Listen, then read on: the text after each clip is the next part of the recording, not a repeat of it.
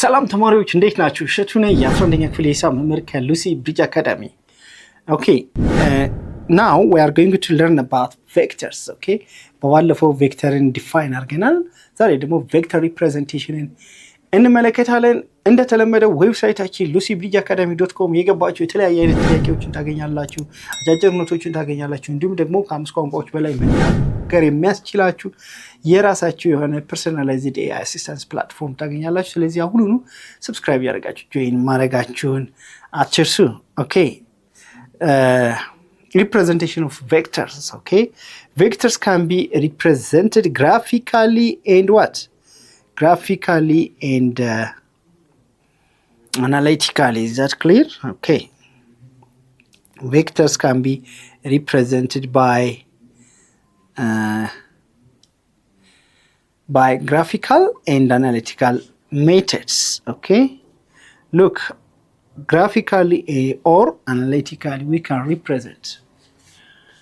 What do you mean by graphical representation and analytical representation? ማለት ነው ይሄንን አንድ ባንድ እናያለን።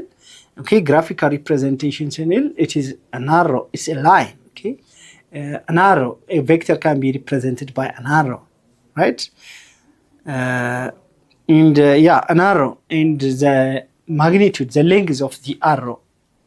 Okay, the length of the arrow represents the magnitude of the vector, whereas the arrow, okay, the arrow represents or it indicates the direction of the vector. Okay, it indicates direction of the vector.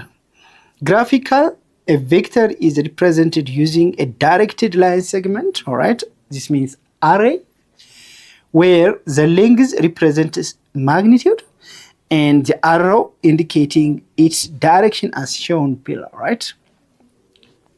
You know, vector representation action. Okay, so length magnitude, you know, line segment to the line segment is the magnitude of the vector, whereas the arrow indicates the direction of the vector.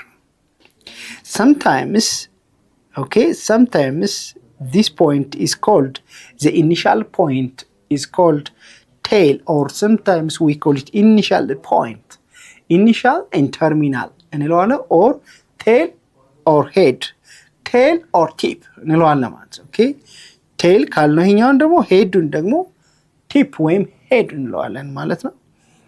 So tail, head or tail, tip እንላለን ማለት ነው። tail initial point of the vector ሲሆን tip or head ደግሞ final point of the vector ይሆናል ማለት ነው።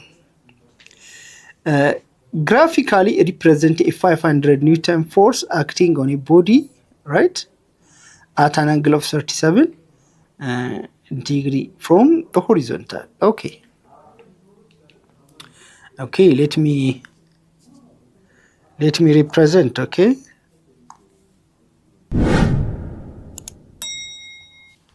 assume this is surface, level surface. So we have a box somewhere here.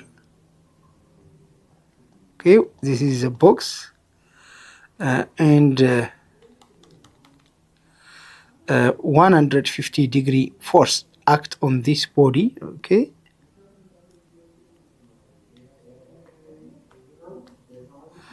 this direction 500 Newton. Okay, 500 Newton force with the level ground. There is theta. Okay, theta which is 37 degree. Okay, 500 Newton, 37. Okay, graphically, all right, represent 500 Newton force. Okay, this is a force which is 500 Newton. You know, force, you know, a force acting on a body at an angle of 37 degree from the horizontal.